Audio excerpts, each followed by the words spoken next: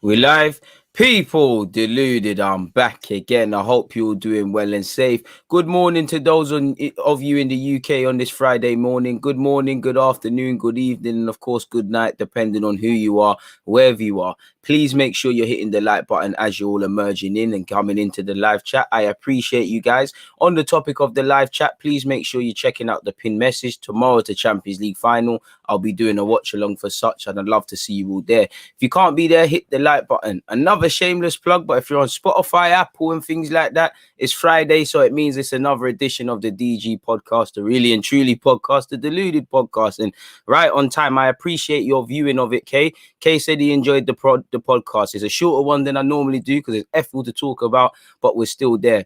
I see 27 of you locked in the first opening minute. Please make sure that transpires into a like. And I appreciate everybody who's locked in. Obviously, we're going to speak about, well, not really Jose, but Xhaka seems to be moving to Italy. There's a couple other bits and pieces and all of those sort of things. So we'll get into all of that shortly. But yeah, man, there's no need to rush. We just need to calm down. I mean, big up Connor as well, doing it for I believe you're from Ireland and you've got the Palestine flag, free Palestine each and every time.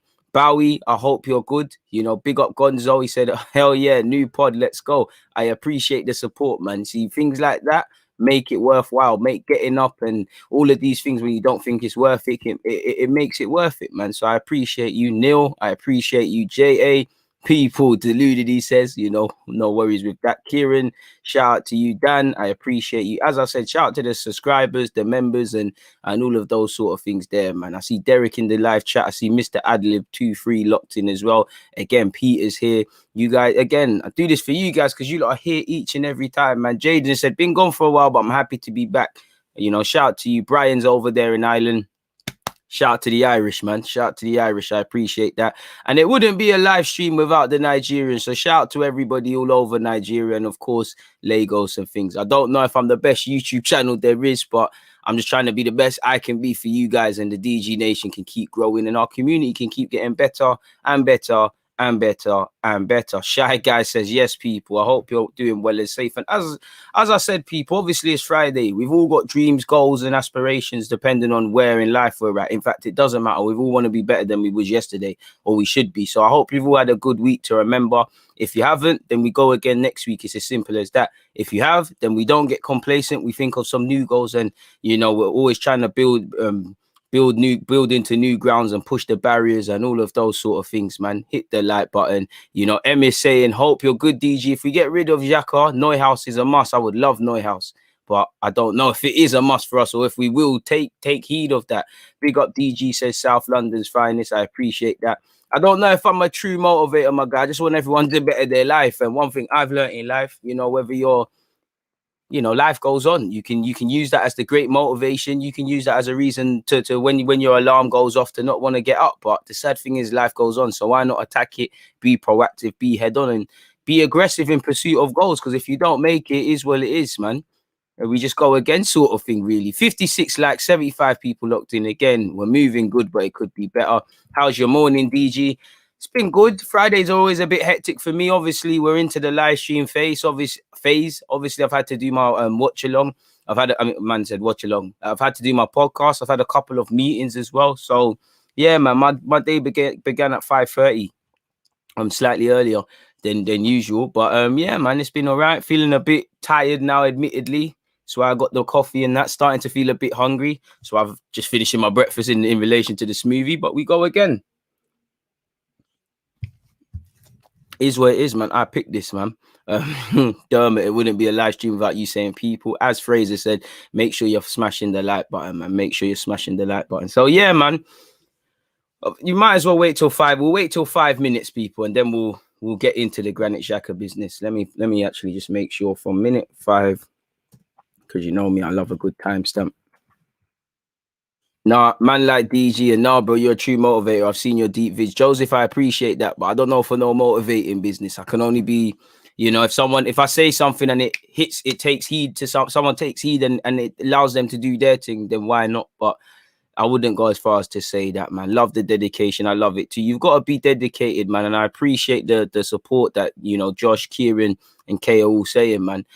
So yeah, make sure you're hitting the like button. Let's get into this, people. Sorry if I'm missing anybody else out, but it's time to crack on. Now, Granit Xhaka, people. Granit Xhaka has been linked with Roma. There's a whole different conflicting report. Some people are saying they're in talks. Some people are saying, you know, both parties want to do a deal, but that's a long way from happening. You know, what some people are saying, that personal terms and agent sort of business has been agreed. It's down to the two clubs.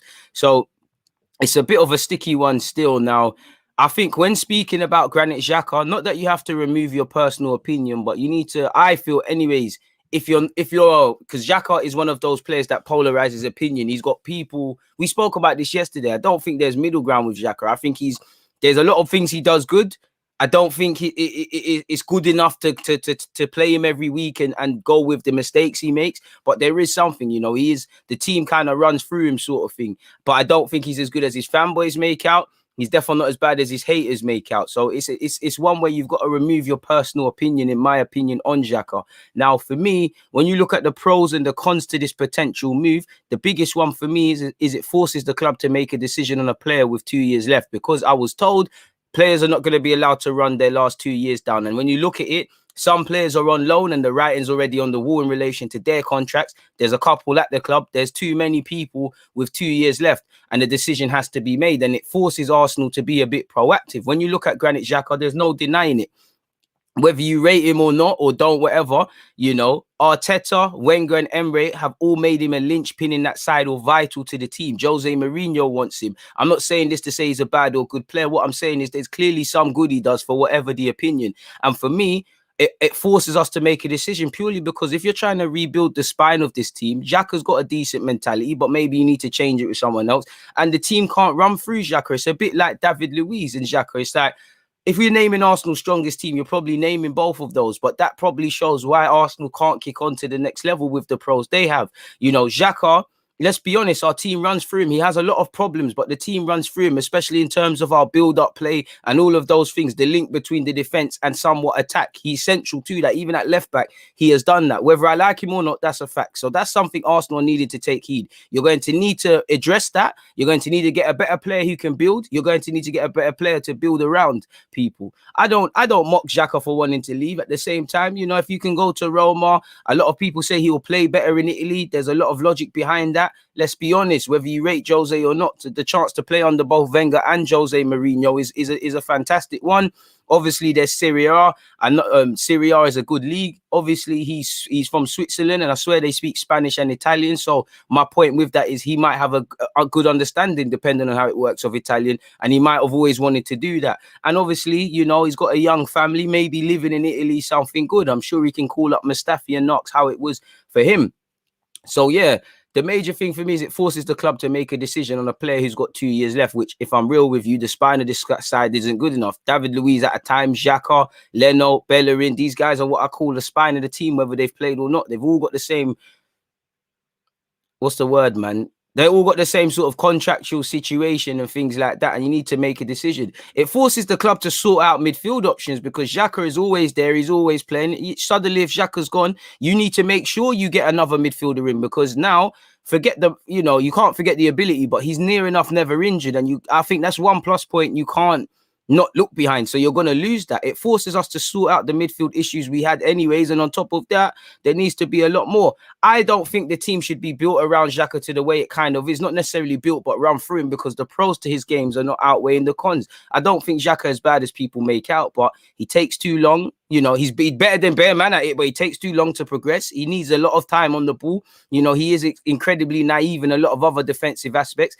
He's probably been one of the better performers this season, but this is what I mean. You know, this is a chance to do something else.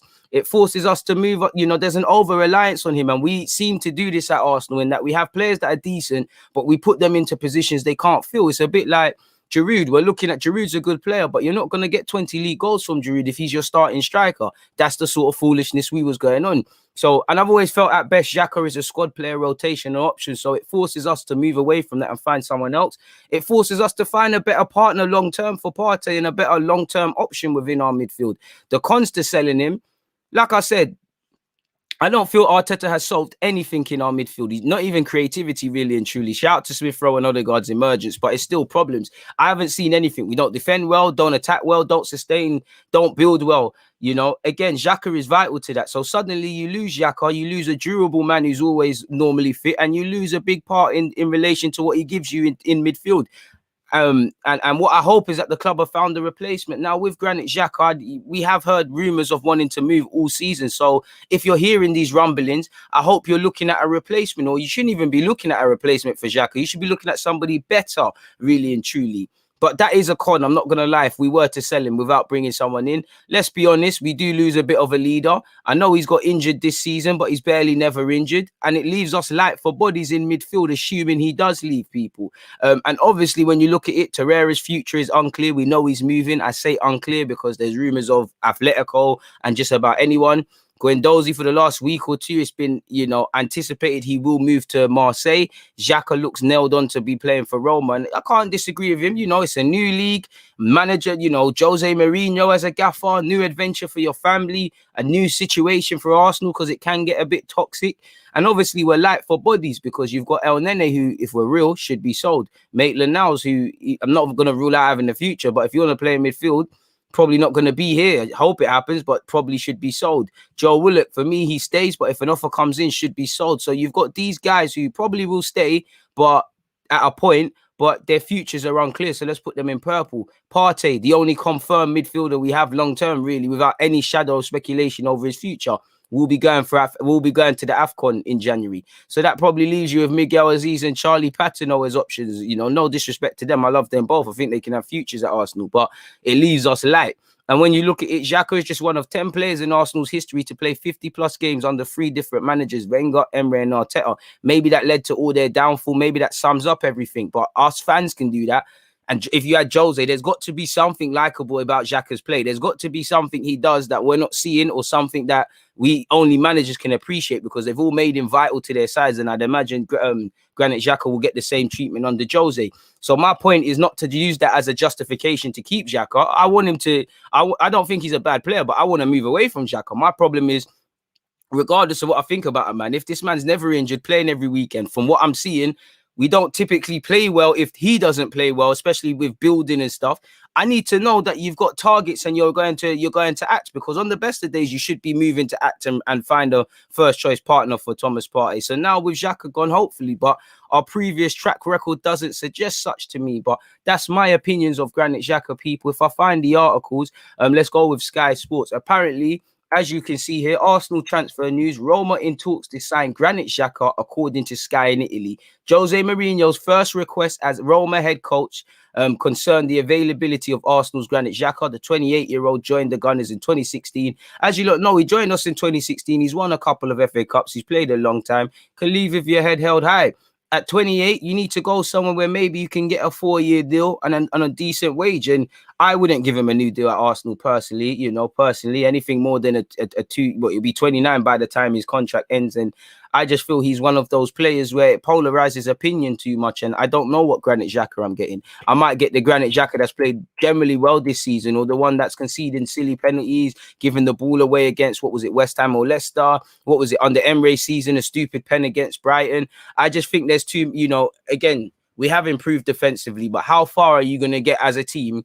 Whether you can be fifth for clean sheets or not, but you're still there for individual errors, not holding on to leads and things. And how good of a side are you going to get with Granit Xhaka's mistakes in him, Leno's mistakes in him, Bellerin's mistakes in him? At a time, David Luiz, this isn't me to criticize any players. This is me saying, even if you get to a point where the house is going to be built on the sand, you can't get there without these players.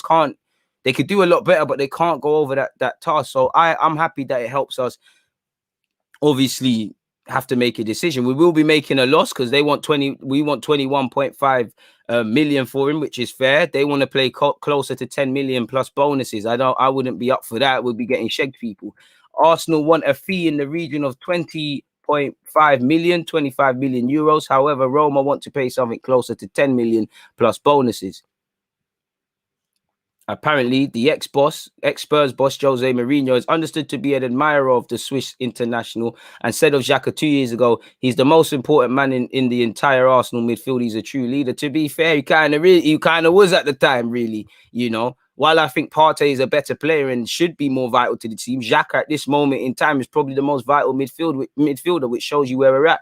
He signed for 30 million. He made 33 appearances last season, people, scoring once, and he's featured over 160 times in the league since arriving 5 years ago. We all know he came close to leaving last year, and maybe he wanted to leave last year. He just said, you know what, Arteta, I'll give you my word. I'm playing to the end of the season, and then I'm keeping it moving, really and truly. So we'll have to see.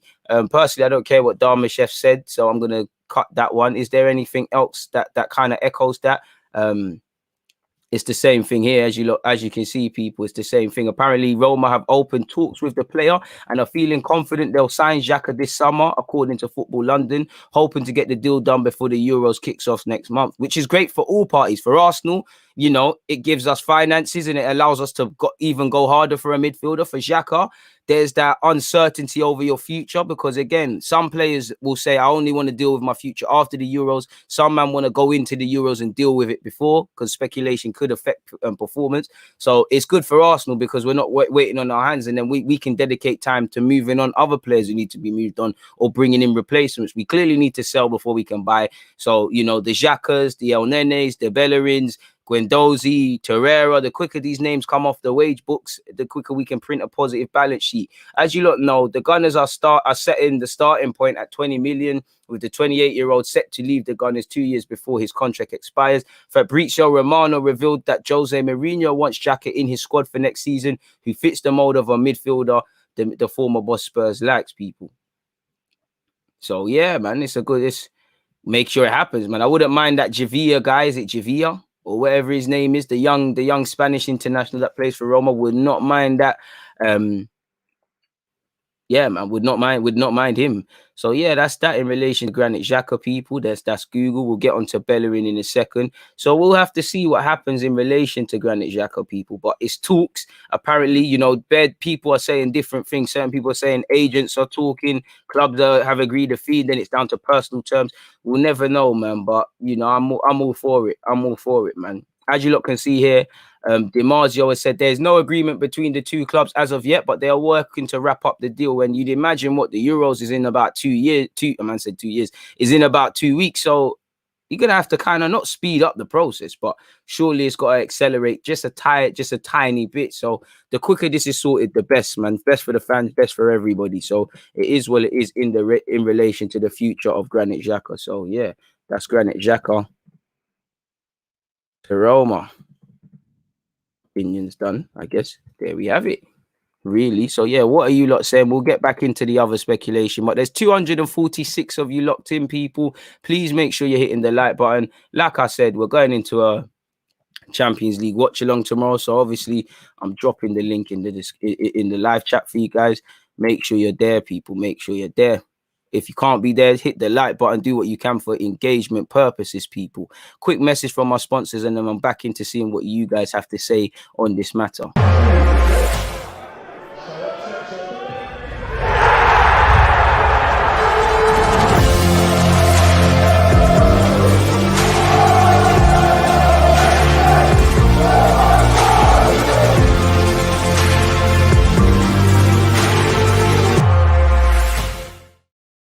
Obviously, people, check out the live chat where I've just dropped the link or the description if you want to purchase an FA Cup 2020 winners poster, which you don't know when Arsenal winning the trophy again. But what are you lot saying in relation to the comments? Bro, I tried to air that. Man are saying they want 50 million for Willian. You better accept him for free. You know, you better accept him for free. 25 million minimum. 21 is Roma's low offer to test the waters. I agree. I think 25 million, we can keep it moving, man. You know, that's cool. We'll take a little loss there, and we'll just keep it moving from there, really. You know, I'm definitely not entertaining 10 mil, but again, our negotiating position is probably weak because he's got 2 years. there's no smoke without fire, as somebody said. Personally, I believe he's wanted to move for a while, and I just think him and Arteta, I don't think it's ever left him wanting to leave in January. I think Arteta came in, they won the FA Cup. I think he wanted to leave last season, and I think it's been a thing where him and Arteta, not just Xhaka, but the language I hear in relation to Bellerin, David Luiz, everybody in that, okay, cool, I'll stay for an extra year, and then it's a gentleman's agreement. And as much as we need to move on from Xhaka and things like that, as I said in my last live stream, you know, Bellerin's linked with a move, Xhaka's linked with a move, Williams linked with a move, Leno's linked with a move, you know, with the exception of probably Guendouzi. Half the players that are leaving, I'm not saying they don't need to go, or I'm not happy as long as they go, but you never get the vibe that we want to move them on. It's almost like, yeah, I like it here, but I'm going to try something else, in which many fans like myself won't care if we see the back of these players. But I think that kind of tells you where the mentality is right now as a club, personally. So, yeah, man. This forces Arteta and Eddie to build a midfield in their image. That's what scares me, because the midfield looked in their image last year, but I'll give them the luxury. I do think Serie A is suited better to Xhaka. It's slower, there's more time on the ball and all of those sort of things, man. If I'm brutally honest, Xhaka is not for Arsenal. He makes defense to attack slow. I hear that, Neil, but he's the only one that wants to try pass the ball forward consistently, which shows our problems, man. It will be weird initially without Xhaka's presence in our midfield. To be fair, if we survive Vieira, we can survive anything, really and truly. But 100%, man. 21 is not enough. I'm not going to lie, man. I'm trying to get 25, 26. But if they say 21 or nothing, I can't lie. I'm trying to take it, man. I really am just trying to take it, man. Keep Xhaka, right attitude, hungry, shouldn't be an scapegoat. To be fair, it's not that deep if we keep him. You know, if he stays, I'm not going to cry. If he leaves, I'm not going to cry, really. I think he slept on. I wouldn't quite say... I think a lot of what he does is underappreciated. I wouldn't say he's underrated. I think there's some fans that lie to themselves and say he's an elite midfielder. There's some fans that lie to themselves and say he's crap, where he's not. The problem is he's not of the level to take us to the next level. He's not of the level to play consistently, but he could do something in the squad. I can't lie. I don't think he's a bad player. He's got some bad habits. He's susceptible to moments of lacking concentration. He is a bit rigid, but I think he's a decent player, and I think his positioning has actually improved this year, because he's still doing it, but there's less moments where you're seeing his lack of pace, especially in the defensive third. So yeah, it is what it is in that regard. Is what it is, man. But for me, the main thing is the more outgoings we process, in theory, the quicker we can start with this. Like, you know, we're going to be light in midfield. And I think on the best of days, we needed 2 midfielders. But if I see Xhaka go, Guendouzi go, Torreira go, I think El Nene will probably stay. Maybe there might, if you could get a decent fee for Xhaka, Guendouzi and some others, maybe there's not a need to sell Joe Willett. But I would love to see 2 midfielders, whether that's Buendia and BISSOUMA or whatever. You know, probably not going to be none of those names, but a man can dream chase, can't he, people, in that regard. So it is what it is. Let me get into what more you lot saying, man. What's good, DG? Won't be surprised if the Euros delay the deal, but hopefully it gets done. Can't truly push for Champions League qualification with him as a key player. 100%. Can't lose Xhaka and Luis, saying window not a good look for me. Dan, I hear you and hear why you say that, but I can't lie, we're 8th, bro. Anyone can leave, anyone can go. If your name's not Saka, if your name's not Tierney, if your name's not Martinelli and them and there, then for me it is what it is. And for me as well, it forces the club to start a new mentality thing, because again, Dan, I'm not there, so I don't know. But to me as a fan, rightly or wrongly, it looks like Arteta, when push comes to shove, we're being told young players this, that, and the other, but he's putting his faith in the experience, man, and they're the ones that are letting us down. Like you hear Xhaka's a leader, which he is on and off the field. He's got shortcomings. Bellerin, you hear how good he is with the wage cuts and all those things. He's a leader. He's jumped ship. I don't want to be unfair to Leno, but we've heard Leno wants to keep it moving. You know, realistically, we shouldn't even have given David Luiz a new deal last year. He had a good season last year, but we shouldn't have given him that.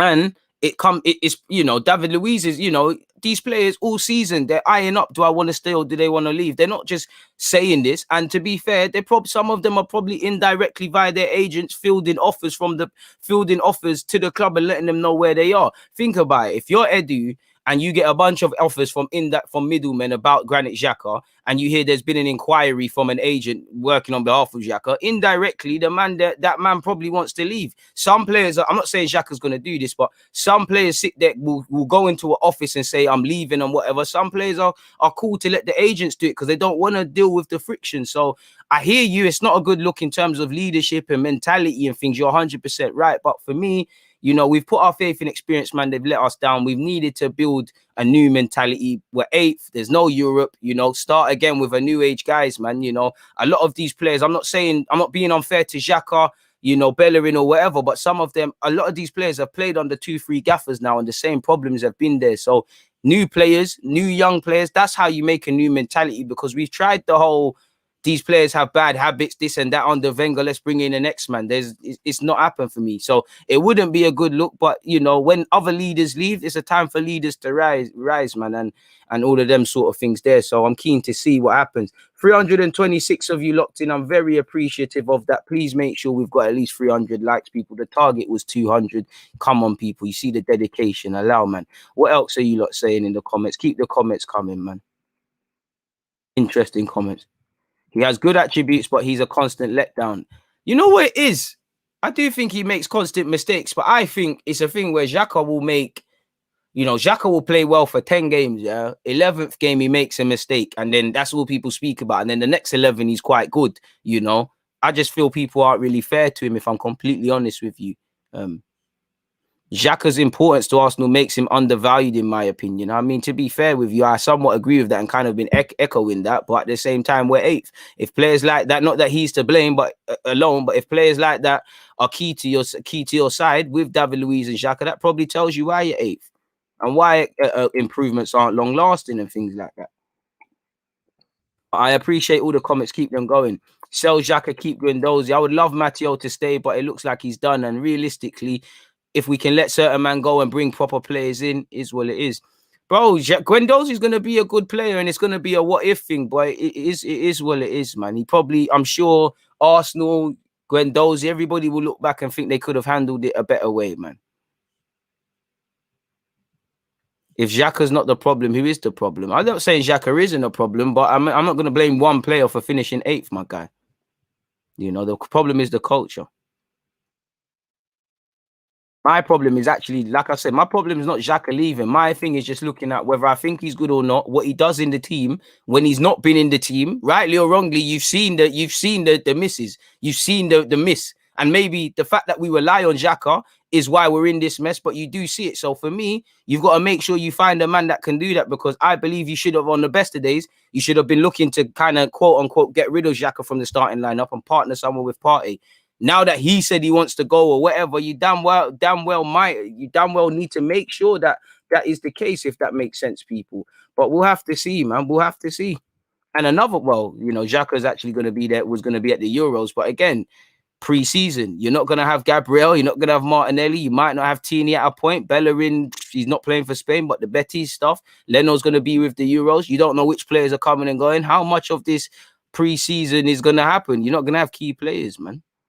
I wouldn't say BISSOUMA is the ideal replacement for Granit Xhaka. And what I specifically mean by that is they're not the same player. Like, they're not. One's a 6, one's something else. But I would like to see BISSOUMA partnered with Partey. You know, BISSOUMA can pass the ball forward. He's not going to do what Xhaka is going to do. He's not. He's a 6 primarily. This is the lines that got blurred with Partey. Everyone was like, yeah, he can pass, he can do this, which he can. Primarily, he's there to win the ball. I'm so on bringing BISSOUMA, but BISSOUMA and Partey, if that's our first choice partnership all season, then Arteta needs to get more out of that front line. There needs to be more movement. Our fullbacks probably need to contribute a bit more, and we're going to need more goals, and our 10 is going to have to score more goals, because as much as I like them to, I only really want to see that the both of them together consistently if it's a game where we're going to have to do a lot of dog work, because they can pass the ball forward, but that partnership is a lot more solid than anything we can put together. But you can see it's not really balanced in terms of providing an attacking outlet. That's why I believe we need a 6 and an 8. You need some games you can play Thomas Partey and BISSOUMA in theory. Sometimes it's one of them. Sometimes if you're playing against a low block and we're so confident, you shouldn't even need any of them, really. Players should just be mature enough to know when to get back. But I don't quite think Granit Xhaka is BISSOUMA, sorry, is a direct replacement for for Granit Xhaka, despite being a midfielder. He's not, because for me, if it's a replacement, for me is a like for like. They're nothing alike, which is good, but it is what it is, man. But again, if you want to get the best out of Partey, there's a lot of questions Partey needs to answer, but you need to bring in a midfielder. It's not rocket science. We needed 2 midfielders last year, Partey and a new one for a new partnership. So let's see. Wouldn't quite say he's Arsenal's Lovren. I think that's quite disrespectful to Xhaka, really and truly. I wouldn't mind Calvin Phillips, but we can't afford him, man. You know, Leeds have no reason to sell him. They don't want to sell him. And again, they want top money. And this is it for me, Toby. With no European competitions, we can prioritize setting up a solid starting 11 and sell this Donny will get us a step closer theoretically. Toby, that's what I feel, because again, you could get your long-term midfield partnership sorted. Even if Xhaka stayed, he's not going to be here for the long term. He's got 2 years left, and there comes a conversation to be had. You know, he polarizes fans' opinion. Everyone at the club seems to rate, so that tells you everything, man. Nicky has said, big up DG in the chat. No smoke without fire. Clubs will be asking for him this summer. Delighted.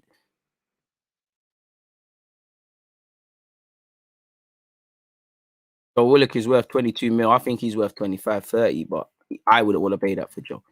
Isn't that a bit cheap? He'll cost more than that to replace him with someone of similar quality. Well, that's what's going to happen. But I mean, has Xhaka played to a level to get your 30 million euros back or more? People could say no. Could we get a better fee if we had better negotiating, man? Probably. You know, we've got Richard. Is it Garlic now? Hopefully he can pull a blinder in that regards. We'll have to see what specifically happens, my people.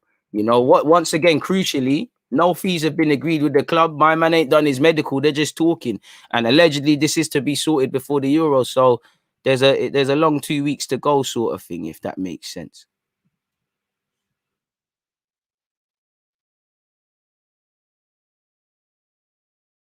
But the midfield concerns me on the best of days, man.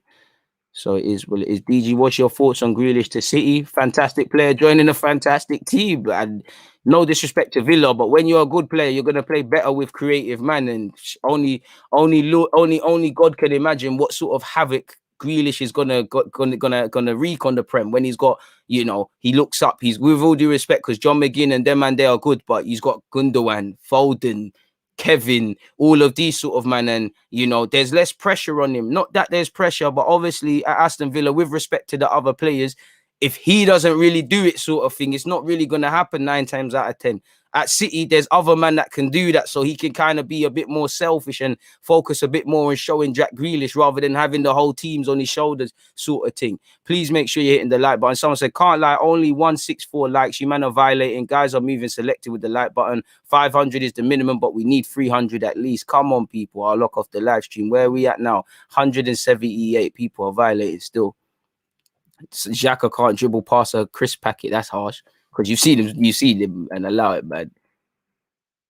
Would you rather keep Guendouzi or Willock? I'd probably say Guendouzi, you know, but I really like Joe, man, and I've always maintained that. Even when at times it was a bit shameful to say that because Joe wasn't giving me much to move with, sort of thing, but it is what it is, man.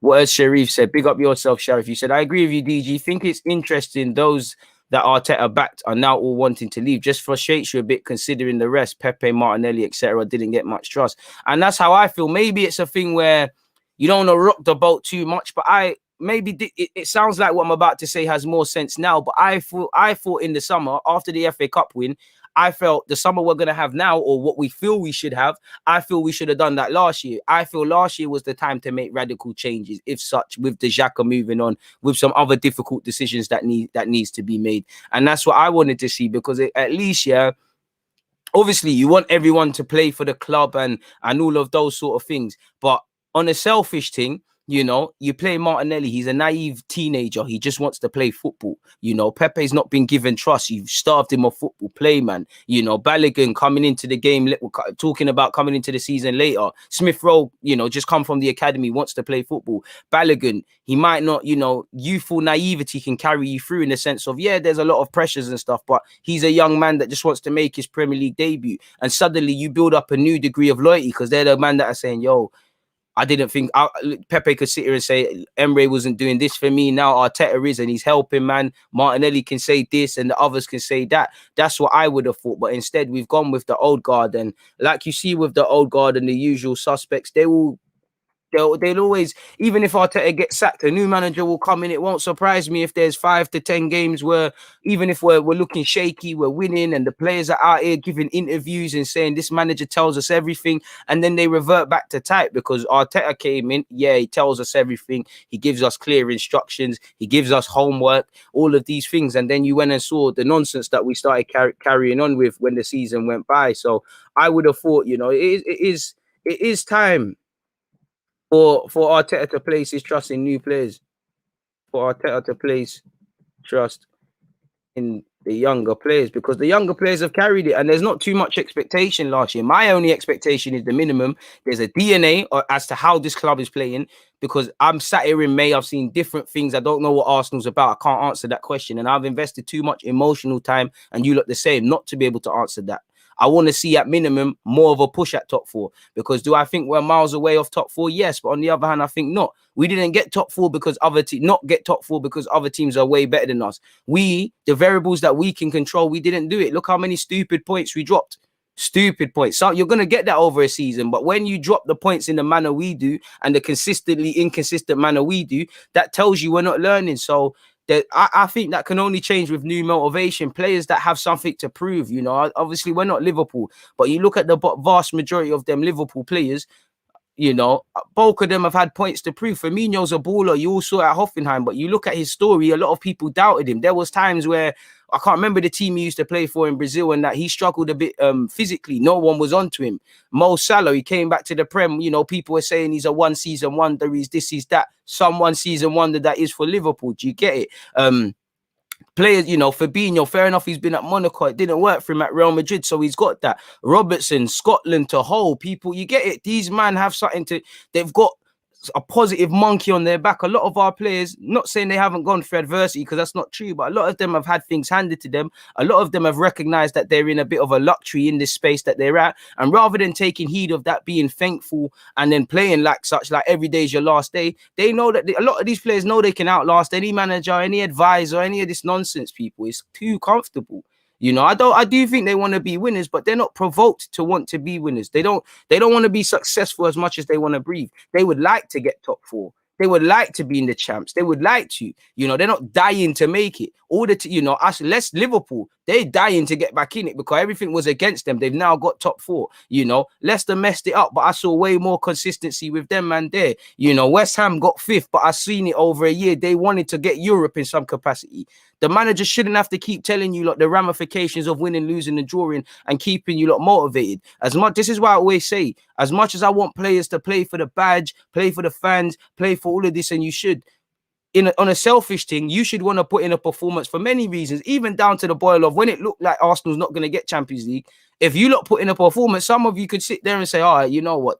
These lot are not even Conference League, but this guy's a Champions League player. Let's go and buy him. I don't see enough of that. They don't want to succeed as much as they want to breathe. All these mistakes would have been arrested. And a lot of the time, as much as I can criticize Arteta, there's many things I feel he can only prepare them, give them confidence. But as soon as they go out on the chalk, cross that chalk line and go out on the pitch, go out on the green, bro, he can't hold their hands. And I think too many men need their hands held. And I'm sorry, and not to sound outdated, but a lot of these players are grown men, They've all got big facial hair and them thing there, all got utes and that. So I can't accept a lot of this. It's a bit kindergarten. And the players that should be making the kindergarten mistakes, the Smith Rowes, the Sakas, and these guys, they're not doing it. So, and they're the ones looking more experienced. It's the mentality which is wrong, man.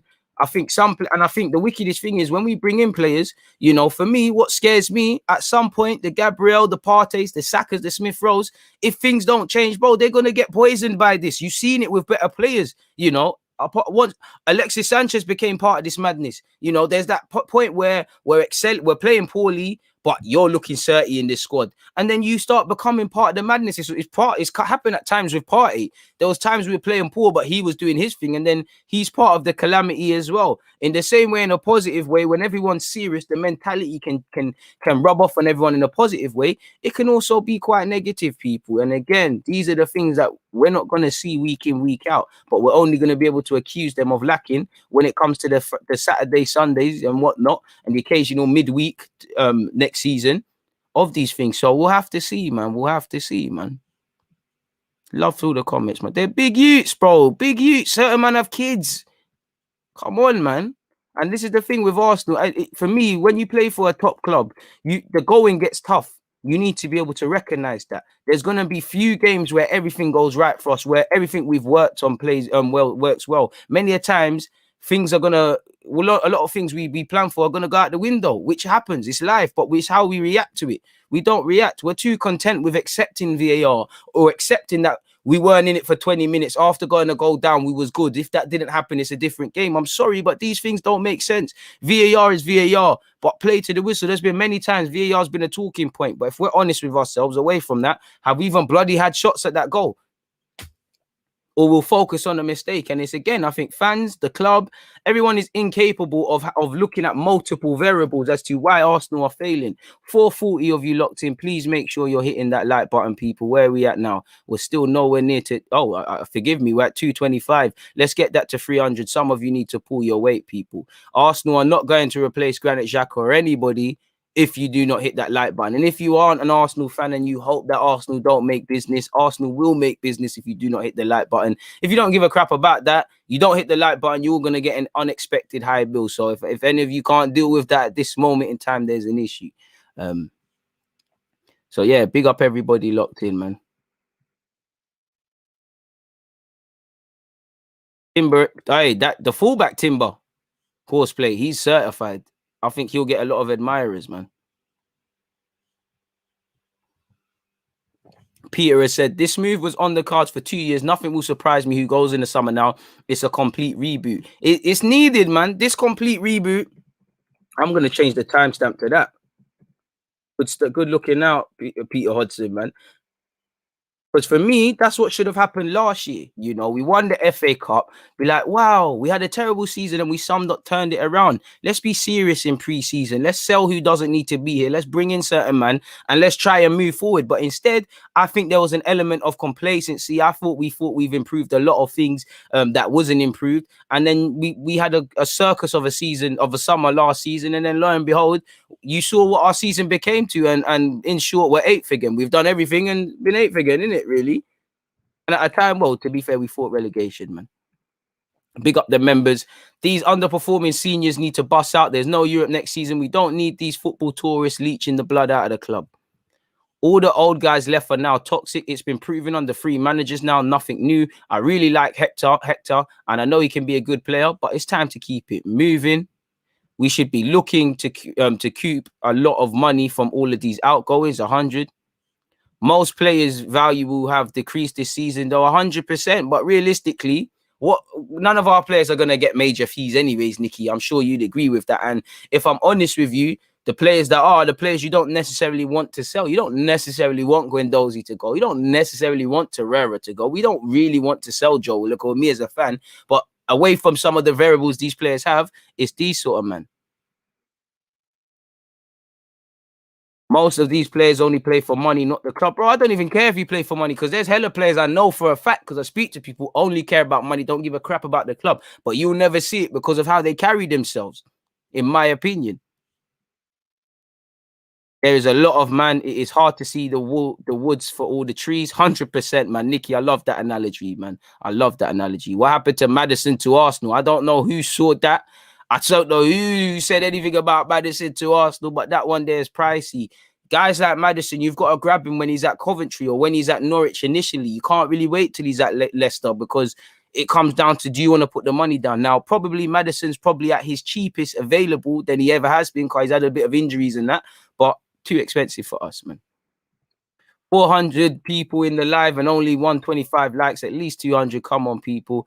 Matthew has said, DG, Arteta needs to eat humble pie. He came in like he's certified manager, treating Saliba, Pepe, Martinelli like novices. I'm sure there's a lot that he would want to try. You know, Christian has said Conte is available. Neil has also said, DG, do you take Conte as manager? I do, but I wouldn't, because again, it's not going to end well at Arsenal, because Conte, bro, you don't leave Inter Milan after winning the first title in 11 years if you think the club is going to be serious. They said, Neil, that they're not investing, they need to make sales. Conte said, you know what, fuck that.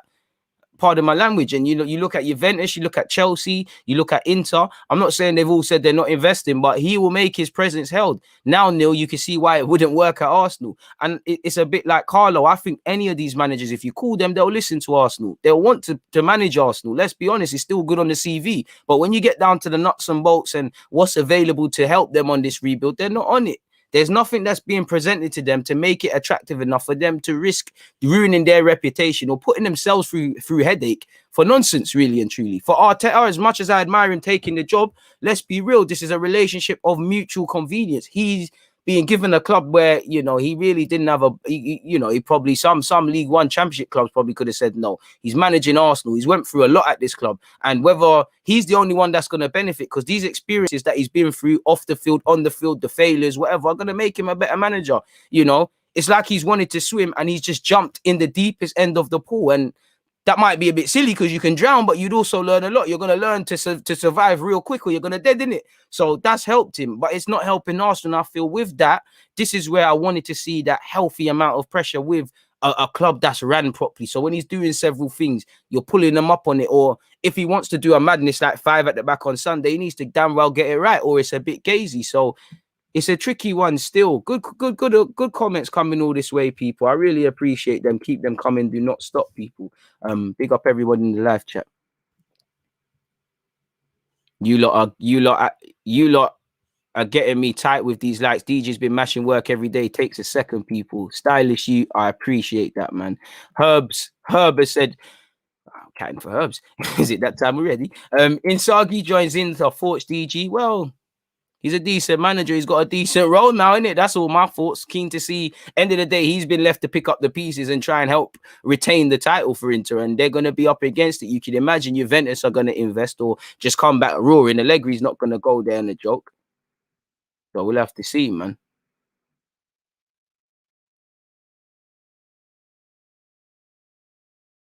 DG, looking at this squad, if you were a serial manager coming into Arsenal, how much money would you demand to turn us into a world beat? It all depends, man, because I personally feel I'd need... It all depends, because I don't think you can change everything in a year. I think right now the plan needs to be a certified 11, in it, and then the next question is depth. But I would say, for me, I probably need 200 million, you know, 150, 200. I could probably do it for about 80, 90, but I could probably look at fixing midfield for about 90. You know, I could probably try and twang our here, try grab a BISSOUMA or Buendia or something like that, try get 2 of the 3. You could probably do that for about 90 odd million, 100 million. And then the case is now where it gets a bit pricey. I need a centre half, I need a right back. So I probably need about 200 M's. Without, well, obviously, whether that's selling man and bringing man in and things like that, it is what it is. Gooner JB has said, I think Xhaka should stay until we sign a bigger replacement. Well, if he wants to leave, our hands are tied. He's got 2 years left. And I somewhat agree, because we're light with bodies in midfield. As much as I would entertain offers for Xhaka, I think there's a lot of futures that need to be decided before that, but it's done, man, already. So I agree, man. Do you believe it will benefit Arsenal in terms of Arteta's experience, Joe? Well, time will tell. Right now, it's not benefited us because we're still 8th. We've won an FA Cup, but I think we'd see a lot more benefits if there were people around him that kind of pushed him to stop doing stuff, maximize what he's doing right, and nip things in the bud when it's wrong, because that's one aspect of Pep Guardiola's play that isn't. He will try things, but when it's evident it's not happening, he'll try it again. I don't think it's an inexperienced thing. I think it's more naivety, because for me, you don't need to be experienced to put your hand in one fire. You don't need to know nothing about fire to put your hand in it one time and then not do that again. But it seems like Arteta's done it again and again, for me anyways. So yeah, man. Seems like you under the impression we are spending money. I don't know where I've said we're spending money. No, I just need 200 million. You could raise a portion of that with player sales, but yeah, man. else have we got? BISSOUMA's in Dubai right now, chilling.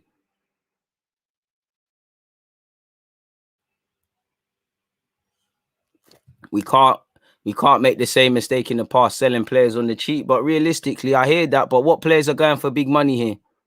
And half of the time, the players that aren't, they're on mediocre contracts, man. But I do hear you generally. So yeah, man. What do you make of Ruben Neves next to Partey? I heard lots of mixed reviews. I like Ruben Neves. I think fans gas him up a bit, but we could do a lot worse. So I would not mind that, man. I would not mind that at all, man. Moving on from all of that, though. What else is there to speak about? Let's look at this really quickly, folks, people, in terms of Arsenal's loan and things like that. Let's take a brief look at Arsenal's finances or whatever. But before we do that, we need to obviously install a timestamp. So that's 49. Let's call that 49. Make sure you're hitting that like button. Please don't spam. Nothing you ask if you're being spammed will be answered. Moderators, please nip them in the bud. Apparently, though, fresh details emerge around Arsenal's new loan used to repay 120 million to the Bank of England. So, in short, a loan has been taken out to pay a loan. I'm not going to lie, people, that is a common practice in business. But obviously, it doesn't feel right when you know that Kroenke is fleecing this club. But that's my opinions away from it. Documents published on Companies House confirm new loan from Barclays just in time for the end of the club's financial year and deadline to repay COVID corporate financing facility. Kroenke out each and every time. Arsenal have taken out a new loan from Barclays that was used to repay the 120 million borrowed from the Bank of England in January, according to documents posted on Company House. But it is unclear if the club have drawn additional sums to cover the other costs across the business. The 120 million loan from the Bank of England's COVID, well, let's just call it CCFF, had to be repaid by the end of this month, along with an unspecified amount of interest. It was repaid last week. North London rivals Tottenham Hotspur and the FA also availed of the facility in an attempt to solve short-term cash flow issues. While refinancing in such a manner is a common practice, as I said, confirmation of Barclays' loan has led to fresh waves of criticism from supporters, many questioning why the 120 mil has not been repaid by the owners, KSE, and that is a common business. That's a common fault. Realistically, if I have a business and I can exploit it by getting loans and not paying directly, I'm going to, innit? That's a common thing in business. From a supporter's way, it just looks of Kroenke being smart, not using his money to get around things. So moving away from that, as you lot know, people, last week, the Arsenal Supporters Trust spokesman said it is now important that we have full transparency on how this loan was repaid and what any new arrangements mean for the club's financial position, including what costs any additional loans may place on the club. So we'll have to see, people. In terms of the Europa League, we made about people. We made about 14.3 million in prize money in the Europa League. The figure would have been closer to 20 million if supporters were not forced to watch from home due to the pandemic. So that's that. There should also be something else here, people. Now, obviously, away from that, or in tandem with that, people, apparently KPMG's football valuation of the European Elite report, due to Arsenal's failings, Arsenal have dropped one place to 11th, with our value dropping down 22%, which is the biggest decrease among clubs in the list. We've gone in the list, we've gone by 407 million to 1.44 billion. So if we look at the graph, people, so again, Arsenal's failings on the pitch are directly correlating, people. As you lot can see here, I'm not a finance man, but you can just see Arsenal's dropped places. Spurs are ahead of you, really and truly. So again, we're still a top 20 club. We was a top 10, but it's going to keep failing as much as this keeps happening, really and truly, because you can imagine other clubs, PSG are rising. They're not going to be happy with that. So you can see us taking out loans, and you can see the valuation dropping as a club, which might be a benefit to Daniel Ek because it could strengthen his negotiating position when Kroenke says he wants this and that. I don't want Arsenal to fail, but if Arsenal keep showing up in negative things like this, maybe it's not financially viable to the Kroenkes. But at saying that, it's still just collateral and used to leverage against other business interests. So it's not really positive in terms of KPMG slash or whatever in it, really. KPMG. drops Arsenal's valuation. So it is what it is. It really is what it is in that regard. 520 people locked in. Hit the like button, people. That's ridiculous. I appreciate all of you guys locked in. So that's that. Just before we carry on with everything else, a quick ad break.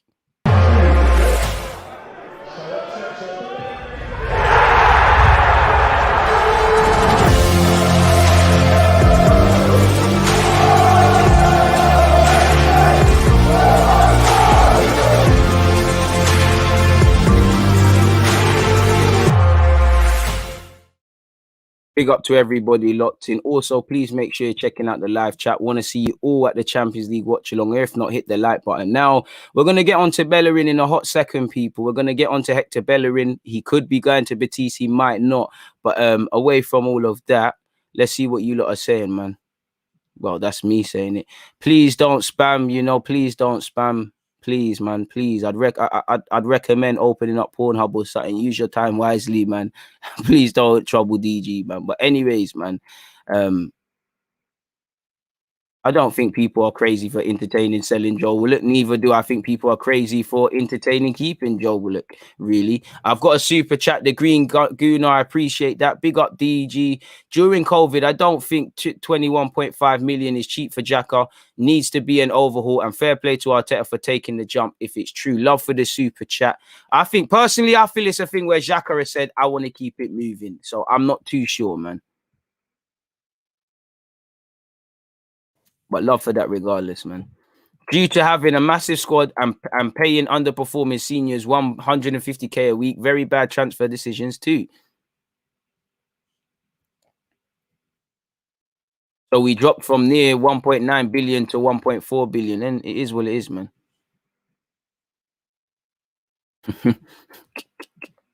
Conte ball's killing me.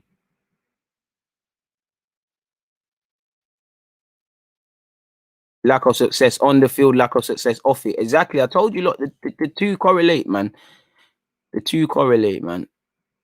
I want Joe to stay, man, but let's not belittle people's opinions, man. Let's just calm it down, man. What else have we got? Makes a lot of sense that Xhaka wants to leave. Don't want unhappy players in the squad. And that's it for me. The minimum is that I want players who want to be here. You know, I'm not saying they don't want to be here, but if you've got any sort of, how do I make it make sense? If you've got any inkling as to wanting to try something new or going somewhere else, then with all due respect, go and do it, innit? Like, just go and do it, in. If you don't want to be here, I think the minimum is I want guys that are here every day motivated. I don't want Arteta to have to motivate you. I want you, when you wake up, you know what you're trying to do at Arsenal and how you're trying to leave your own little legacy within football, because that's what I look at it. When I say legacy, not everyone's going to go down as Messi and whatever and be remembered, but a football career is short, you know? A football career is short. You should want to leave everything in the ring, leave a good account of yourself. And at worst, you know, you're playing for your family's name. You know, we don't call footballers by their first name typically. Your name is Xhaka or is Aubameyang or is whatever, and you want to have a good career, so it is what it is, man.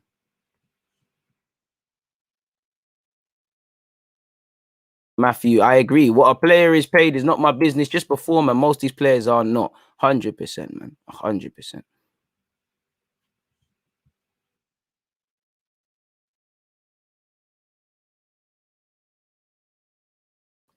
Xhaka's fee being quoted as 14.6 million. That's terrible business, boy. And that's it, man. This is business, innit? It's always gonna be. It's gonna be long, man. DG, have you thought why hasn't Daniel Ek taken out a loan to buy Arsenal? Well, if he's seeking external support, then I wouldn't call it a loan, but he's looking at financing other moves, and I don't know what he's doing. And I stick to football, so I don't really know where to go with that, man. If I'm completely honest, man. Xhaka, I don't quite think Xhaka is worth 40 million. I'm not going to sit here and lie to you. But I do think Arsenal have weak negotiators, because I've seen bagger players go for fees they're not, bro. Somebody spent 50 million for Sigurdsson. There's deals to have. There's cons to be done. There's cowboy builder sort of stuff to be done. But it's down to Arsenal. I believe transfers now is what you hustle. Valuation hasn't gone.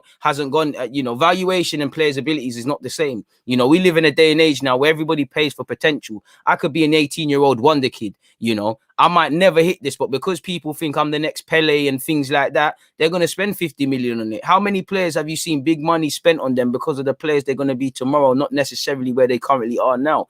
It's all about what you can finesse, you know. Somehow Sheffield United paid big money for Brewster. Somehow Bournemouth spent a decent change on Solanke. So there's finesses to be done out here. You know, Everton spent decent money on Iwobi. There's finesses, there's jugs to be done, but you need to know how to finesse. We don't know how to finesse. We finesse ourselves, you know. It's a bit mad. Love for the super chat, Sean. You said, hopefully Pepe can push on next season after a strong finish to this one. He can make or break seasons with the ability he has, I think. I don't quite think he's going to be our talisman, but I 100% agree that he can be someone to stand up to be counted, man. You guys slept on Emre and look where you are now. I don't think we slept on Emre. You know, shout out to Emre. He's still doing what he needs to do. He's in a place where I think they're thriving, but I think that's rose tints. It's like certain people saying with Wenger. There's several statistics you can look at as how Arteta has improved Arsenal as opposed to Emre, which I don't necessarily believe. And there's also ones where you could say he's declined Arsenal to in relation to Emre, which I don't believe. You know, Emre thrives when he hasn't got prima donnas, where he's at a club where there isn't expectations and things, and he's doing his thing. And look where they finished in the league. It's hardly, you know, if they don't win that Europa League, nobody's saying that. So credit to Emre, but I think he needed to go. I don't think Emre was as bad as people make out. I think him and Arteta are suffering that one thing, in that whether you can praise or critique them, they're kind of alone in their mentality of wanting to change this club. I've had to question how they've gone about it. I've never had to question their integrity. And one has to wonder, I always say it, one man can't change this club. You can't bring in one man and just change it. No owner, well, the owner's your mentality, but no one owner, no director, no one player, no one manager is going to change this club's thinking until we all make the collective decision. You know, but I do think that's roasted. Shout to Emre, he's doing his thing, but I think that's a very rich way of looking at things. Bro, we finesse ourselves. We finesse ourselves, Jason. We literally finesse ourselves. We do fraud on our own bank accounts. Like, it don't make sense, does it? But for me, it's just about when you know the sort of players you want to look for, there's half an issue, bro. Rival fans love this revisionist stuff for Wenger and Emre, like they weren't mocking them while they were here. Trust me. But Marshall's my guy. He's not mocking us. That's just his opinion. Let's respect everyone's opinions. Shout out to Marshall. But like I said, I don't agree with such, man. Also, do you not think we need a 10 as much as we need an 8 and a 6? Bro, for me, the modern day 8s are the 10s, really, you know. There's not really these pure 10s about. Before Smith Rowe's emergence this season and Odegaard, I more wanted an 8. Like, I want an 8. I want an industry sort of guy. And I think Buendia can play there. He's a modern day 10, but I think he can play as that 8. I think we need... listen, if you've got an 8 who can play ball, like Gundogan's not a traditional 10, but we'd have creativity with someone like him. Do you get it? So I think we need that. I do agree with you in the sense of I don't want to rely on Smith Rowe in the same way I don't want to rely on Saka, because I don't think it's fair for them. You know, we're relying on them a bit too much, and we haven't allowed them scope to rest. And when, you know, we've played them at times where they're just not looking like they're looking tired and them things there, man. Our is a better 8 than Buendia, because Buendia don't play there. I'm saying long term, I think Buendia can be that Santi Cazorla. I genuinely think that. You know, sometimes you buy a player for what they do right now, but you can also buy a player for what you see in them in the future personally. And you've seen that with a couple of examples of players moved and things like that. I appreciate everyone who's hit the like button. 336 likes. People keep running that up. Let's try and get towards 400 people. Exactly. 10s are dying in the game, man. Proper dying, man. Proper dying. Let's get on to Hector Bellerin, though, people. Let's get on to Hector Bellerin, because depending on where you look, he might be on the move as well. So, yeah, Hector Bellerin to Betis seems to be a thing. Well, apparently he was a Betis fan. I don't know. I can't verify that. But apparently they want him, then they don't. Obviously, they've got a fullback in Emerson who's probably going back to Barcelona. So if I share my screen with you guys, as much as you like the Google's docs, not that. Big up my guy, Chris. Chris has said, Hector Bellerin to Real Betis is difficult, but not impossible. Bellerin is a boyhood Betis fan, and his agent has already met with Betis officials at their club office. The Spanish side have economic problems, but are exploring the possibility of signing him. I can't lie. What if you lot give us Fekir? We might be able to give you Bellerin. You know, we can give you little Bellerin on loan. Hopefully, Bellerin has a good year in La Liga. A year left on his deal next year. We could sell him if you're not going to take him permanently. We can do something. I know you lot have a little wonder kid somewhere there. You know, a little Cesc Fabregas or whatever. Go and bring us to him. We can make something happen. But that's what he's saying. Big up Chris. Chris is saying that. The Metro is saying Real Betis have responded to rumours they are in talks to buy Hector Bellerin. Apparently, the general manager has rubbish speculation that the club are in talks to sign Bellerin, but admits the defender would be a perfect fit for them. So they're clearly interested. They clearly want him. But in relation to his agent is visited, but in relation to direct talks between the clubs, hasn't happened. So it's not that he isn't telling the truth, but he isn't exactly telling the truth and he isn't exactly lying. It's that typical manager sort of stuff. We know Bellerin's 26. We know he's played 24 games this season. We know he hasn't kicked on. We know Betis need a replacement fullback if Emerson completes that anticipated move back to Barcelona.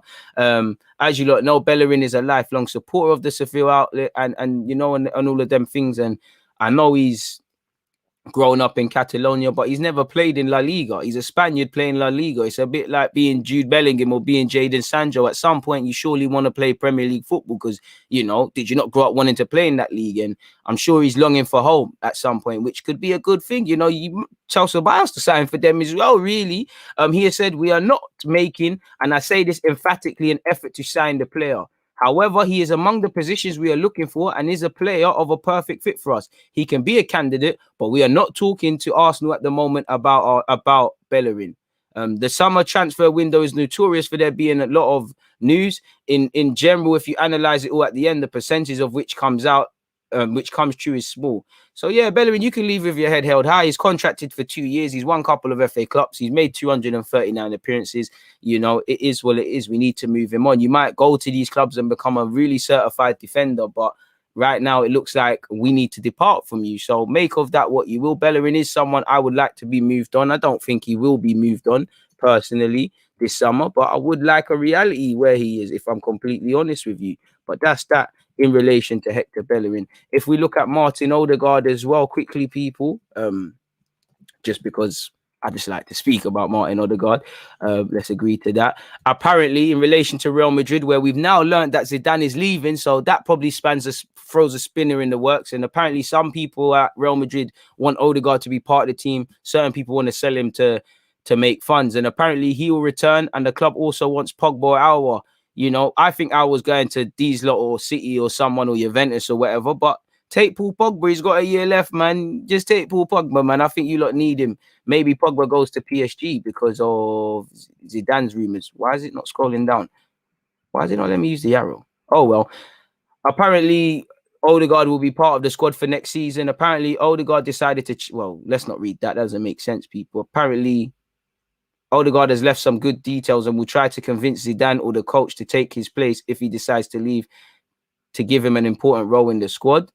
Again, Google Translate, people. As you lot can see here, Real Madrid have plans to sign another midfielder. Now, they could probably sign Pogba on the quote-unquote cheap because he's got a year left, but he might want to run down his United deal. He's linked with Real Madrid, PSG, Barca actually now, and Juventus. So we'll have to see, people. Pardon me. If Real Madrid have to sell before they can buy, then you can see how we can get Odegaard. But there isn't much to say in that regards, apart from he'll be given a space next season in the squad. So that throws a spanner in the works. As much as I like Odegaard, again, we should have known what we're trying to do if we cannot keep him permanently. And he's hardly set the world alight since signing for us. As great as I think he's been, better than some of his critics are making out. But, you know what, 2 goals, 2 assists in his games, you know, turned it on against West Ham, against Leicester, against Benfica. It's hardly a madness, really and truly, in that regard. So it is what it is. Where is Ceballos? Apparently, Ceballos said he doesn't want another loan, people, in that regards. As you lot know, he made 17 league starts this season. He didn't even really get to say bye. But he has spoken. He has given a message and said bye to Arsenal, but he has spoken about his time. He said, the Premier League is a very attractive league. I was lucky to be able to play in it last season and win the FA Cup. And this second season has helped me to consolidate myself. Okay. You know, you haven't done enough because you're not going to the Euros. You know, you were still getting called up for the Spain squad when you was at with Arsenal, and you're falling off a cliff. Really, he said, "I'm very happy because I've learned a lot. I've become a better player, more complete, and I think that although my stage has not closed as we would have liked with another title, I'm very happy with the experience." Fair enough. He said, "It is true that I have a contract with Real Madrid for the next 2 years, and I would not like to go out on loan to any club again. So that tells me I'm either going to stay and push for Real Madrid or I'm leaving permanently. With the experience of the last 2 years, I'm a player who needs to feel important." And you've got to ask yourself, you came to Arsenal where we finished 8th and you had little flutters, but you weren't vital. Why not? I think you need to stop having this sort of false sense of security as to the ability you're at and be a bit more humble, get your legs down and work hard. You probably have to go back to BETIS or whatever. You know, everybody's probably told you you're a special player, in which you are, but the grinding has to come into it. You're too immature. I can see why you're not playing for Real Madrid. We should be begging you to stay, such as the level of the loan. But he said, "I would like next year starting from the beginning and feeling important, but settling down. So it is important going forward to know what you want to do. I think that the player achieves his maximum level when he is completely happy. And for that, he has to be 100% focused on his club. I'm 24 years of age now. I'm 24 years old. I'm a very young player with a lot of future still ahead of me. And the truth is that my expectations are clear: to settle in the club, feel important, and enjoy football." On Zidane, he said, "It's true that with Zidane, I had few opportunities than I thought, but now Madrid is without a coach. We don't know what will happen in the next 2 or 3 weeks. There is talk of many things, and I think right now is the time to disconnect a bit from football, prepare well for what is coming. And when Madrid have their next coach, let's talk and see what happens. It will be time to decide the future." On Betis, he said, "Betis has a very good squad. I don't know what Pellegrini or Cordona are planning for next year. It's still really early. I have to focus on my next goal, which is to play the Olympics now. From there, decide my future." So yeah, take your time to recharge, go to the Olympics and keep it moving. I see him being the squad. I see him not getting his move and just being at Madrid next season, but probably needs to be moved on. And I'm sure he'll definitely be moved on, or Real Madrid will definitely make a concrete effort to move him on. But he might be someone that might be able to surprise a few. You never know. He's still only 24. The ability is there with Ceballos. It's just the penny needs to drop, in my opinion. It's like, I can see why you're not a Madrid player. You've got technical ability, but you do things that can be done in 2 touches. You're taking 4. You're playing in the wrong issues and things, like wrong places and things. So something for him to consider, people, really, really and truly, something for him to really consider. But I do think there's a player there, but I'm not wowed by technical ability because you play for Real Madrid. You're a Spanish international. You should have that, in my opinion. If we look very quickly at Matt Ryan, folks, Matt Ryan has spoken. What specifically, I don't know. I don't think he's closed the door to returning to Arsenal. Matt Ryan wants to stay at Arsenal despite his short-term loan deal with the London club ending. He went on to say, "I've got full faith in the team around me, my agent, friends, family, friends, that we're going to get a couple of options, hopefully, and go about making what's going to be the best decision for me." He said, "Hopefully Arsenal becomes one of those options as well that we can look at and see what can happen there. But at the moment, it's still quite early. The season just finished. I'm taking it day by day and seeing where my journey takes me." Shout out to Matt Ryan, bad boy. He said, "I learned so much in my experiences at Arsenal so far. All that's being with a club like that, the resources, the personnel, the quality on the pitch, the enormity of the club on a global aspect, it was so cool to be a part of." And I see him, him and Saka poking fun at each other. He said something like, "I'll soon be back saving your shots," which I don't mind Matt Ryan come. I would like Matt Ryan to come back. I think he's good for the squad. I think he's serious. I think you need a couple man like that, in that when you look at the club, I'm not saying he reflects Arsenal, but in terms of being serious, holding yourself accountable, and when your time comes, standing up for it, I think he's got a bit of that. I think him and Chambers, they're cool. Like, they understand this sort of stuff. And, I think Leno's a better goalie, but I just feel a bit more calmer when Matt Ryan's in goal. Yeah, and I'm definitely a bit calmer with Matt Ryan on the bench and not Runnison. And I like that. It goes 2 ways in football. You have men that know they shouldn't really be at Arsenal, and like you see with a couple of his ex-teammates, they take it for granted. Or you see someone that is saying, "Man, I'm a boy, an Arsenal fan. I really shouldn't even be here. It didn't work out at Brighton. How the hell am I here?" And he's playing like such. He's moving certified. So I really like that from him.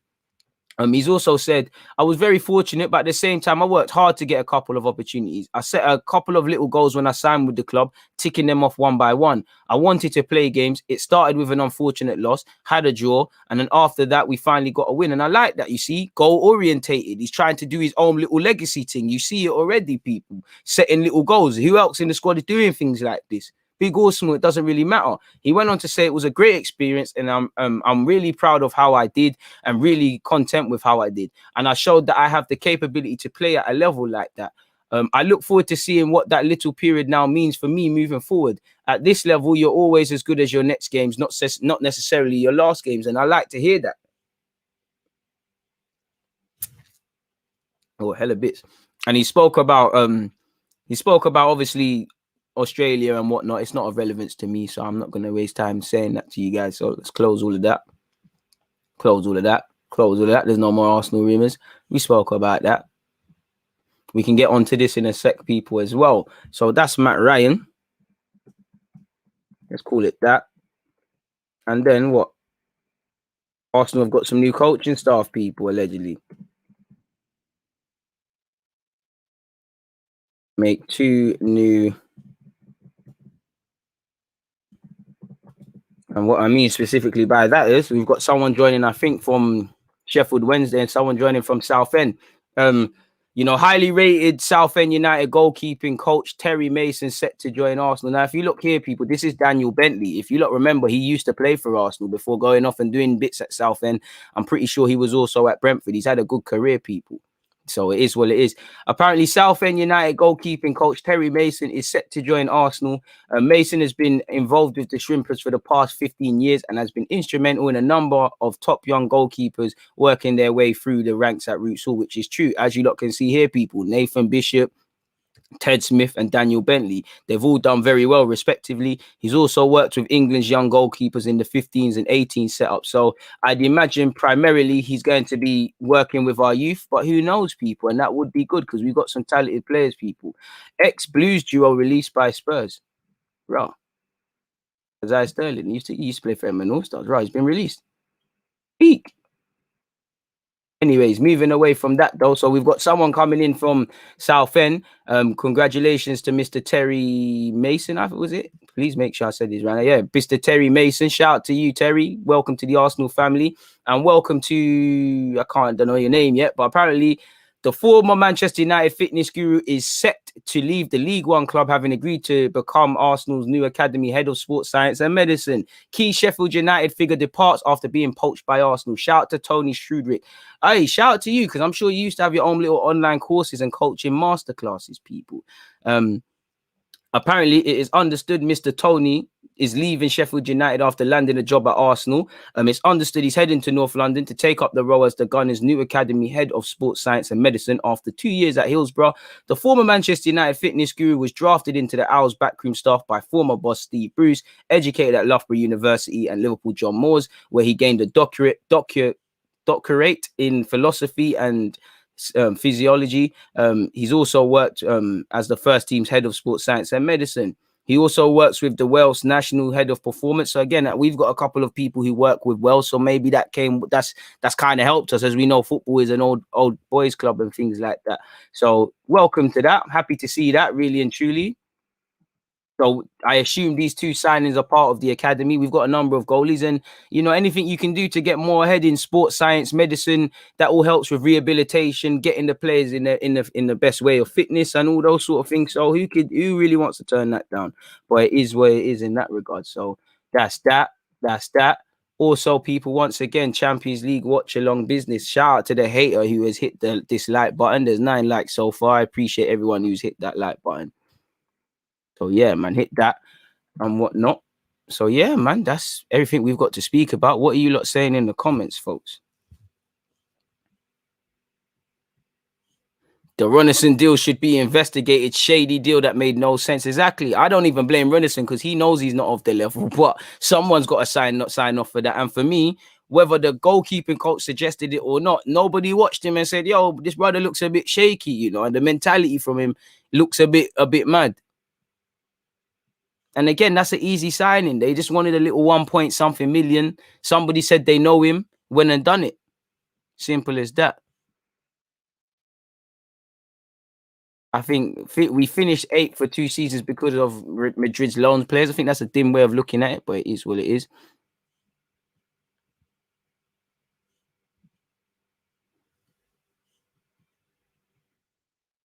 To be honest, 24 is young, man. He's still young. He's young enough. He's too old to not know where you play and do several things he does, but he's still young. DG for number 10. Hey, I'm happy playing number 3, my brother. I'll run forward. Hey, can I show you lot the goal? I was gonna download it. Can I show you lot the goal on my phone? Because it's a private link. Can I? Because I told you, look, I scored a fantastic finish. I'm definitely gonna download it and oh, that's not it. I'm definitely gonna download it and show it to you lot, people. Where is it?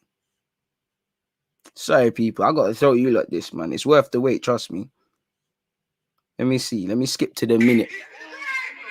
Ooh. Can I show it? Can I show it? Can you lot still hear me? Let me move the mic. Can I show it? Oh, it's not even banging. I'm gonna have to download it for you lot, people. I'm gonna have to download it, but oh, don't do this. Wait, let me turn off the green screen, people. Let's do no green screen quickly and see if it works. Does it work now? Yeah. Let's move that. Let's move that. Exclusive DG footage. Exclusive. Can you see it? All right, watch it. Watch it. It's coming. Watch it. Look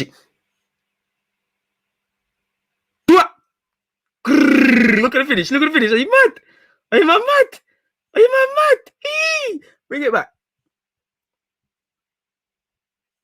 Oh, wait. Bring it back. What a finish. Look at it again. Let's play it again. Woo!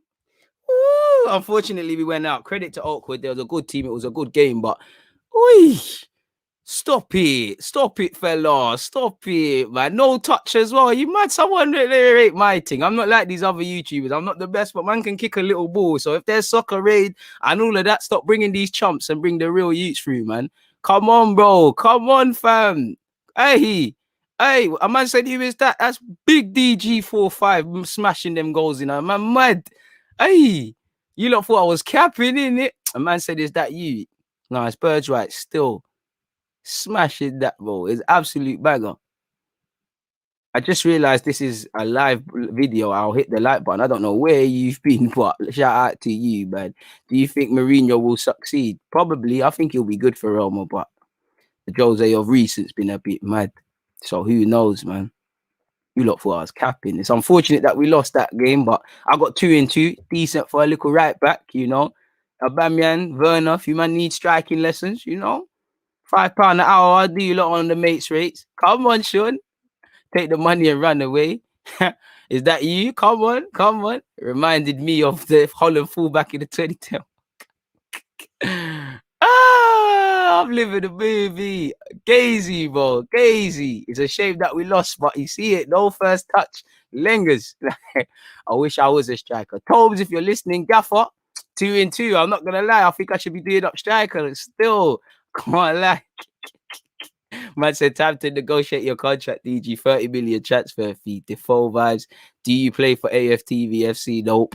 Great work, DG. I appreciate that. But on that note, I'm going to get out of here, people. I can't lie to you. I'm going to be on Curtis Shaw's channel at 2 p.m. So I'm going to go grab a little juice and something to eat and we move. Of course, I'm gassed.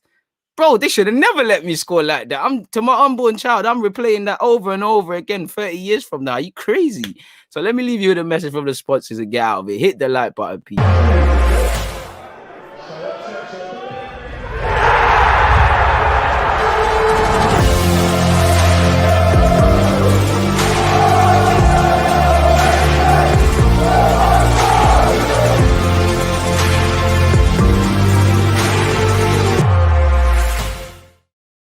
On, people, check the link in the live chat. As I said, you know, obviously Champions League watch along tomorrow, so I'm going to drop the link there. I appreciate everyone that's been locked in. Without you lot, this hasn't been possible, man. I really, you know, all season you lot have been coming in clutch. And shout out to the members, the subscribers and everyone. I love all of you, man. A man said I smashed L2 and circle. Bro, to be fair, I didn't have much time to think about it. I just thought I need to get forward and make an option. My guy's by himself. And then I thought we haven't had enough shots at this goalie. And then I thought these lot are closing me down. and it felt like an X Factor finalist. You know, an X Factor finalist that don't think they're gonna be there. In my head, I was like, you know what? I'm a fullback. I might not ever be here again. Let me leng it in it. So I lenged it in there. Unfortunately for me, keeper wasn't surprised. He got it. It weren't thingy for that. Man said, how tall are you position? Hey man, unless you're trying to scout, man, for is a bit mad. Oh. Name and position goal scorer, man. Bagsman. Gunman in front of goal. All of that stuff. DG on the free chance. Hey, I don't mind being backup for Tierney still. I'm on the Maitland-Niles thing. I'll actually play fullback. But on the serious note, I'm going to love and leave you lot, people. Take care of yourself. I appreciate all the likes. Please continue to hit the like button. Where are we at in terms of likes? We can surely push that towards 400. We're at 3. Well, sorry, people. We're at 428. So let's keep moving, man. Let's get that to 500. And I'm going to love and leave you guys, people. Bless.